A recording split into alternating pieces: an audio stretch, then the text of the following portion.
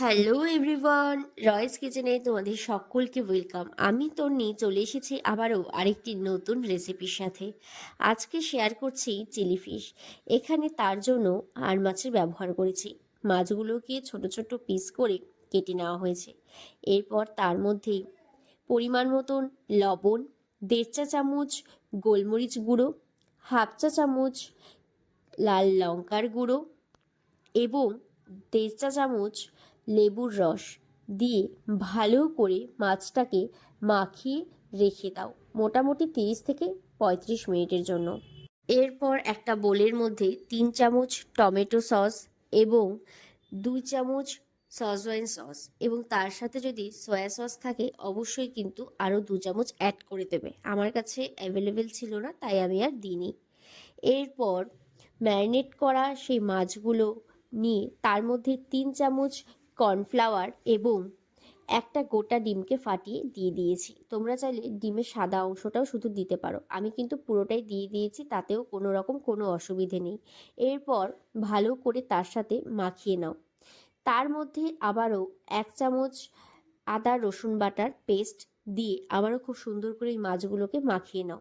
তার মধ্যে কড়া বসিয়ে সাদা তেলের মধ্যে ম্যারিনেট করা সেই মাছগুলো বেশ লালচে করে কম আঁচে ভেজে নিতে হবে। এরপর আবারও কড়ার মধ্যে পরিমাণ মতন সাদা তেল দিয়ে তার মধ্যে রসুন এবং কাঁচা লঙ্কা কুচি ফোড়ন দিয়ে আগে থেকে পেঁয়াজের পাপড়িগুলো ছাড়িয়ে রাখা হয়েছিল, মানে 2টো গোটা সাইজের পেঁয়াজের পাপড়ি, সেইগুলোকে দিয়ে তার মধ্যে একটা গোটা টমেটোকেও দিয়ে ভাজতে দিয়ে দেওয়া হলো। একটু ভাজা হয়ে গেলে তার মধ্যে পরিমাণ মতন লবণ, 1 চামচ চিনি এবং 1/2 চা চামচ গোলমরিচ গুঁড়ো, যেই সসটা আগে থেকে বানিয়ে রাখা হয়েছিল সেই সসটা পুরোটা দিয়ে দাও।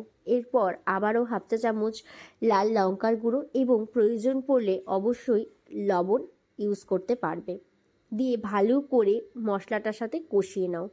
কষানো হয়ে গেলে সেই ভাজা মাছগুলো দিয়ে আবারও বেশ কিছুক্ষণ মশলার সাথে কষিয়ে যখন বুঝতে পারবে তেল ছাড়তে শুরু করেছে, ঠিক সেই সময় 1.5 কাপের মতন গরম জল অ্যাড করো। ব্যাস, জলটা মোটামুটি ফুটে একটু শুকিয়ে আসলে নামানোর আগে ধনেপাতা কুচি দিয়ে নামিয়ে নিলেই কিন্তু রেডি হয়ে যাবে আজকে আমাদের এই দারুণ স্বাদের চিলি ফিশ। আজকের এই রেসিপি তোমাদের কেমন লাগলো অবশ্যই কিন্তু জানিও, আর হ্যাঁ, অবশ্যই একবার হলেও ট্রাই করো। দেখা হচ্ছে আবারও খুব তাড়াতাড়ি সুন্দর আরেকটি রেসিপির সাথে।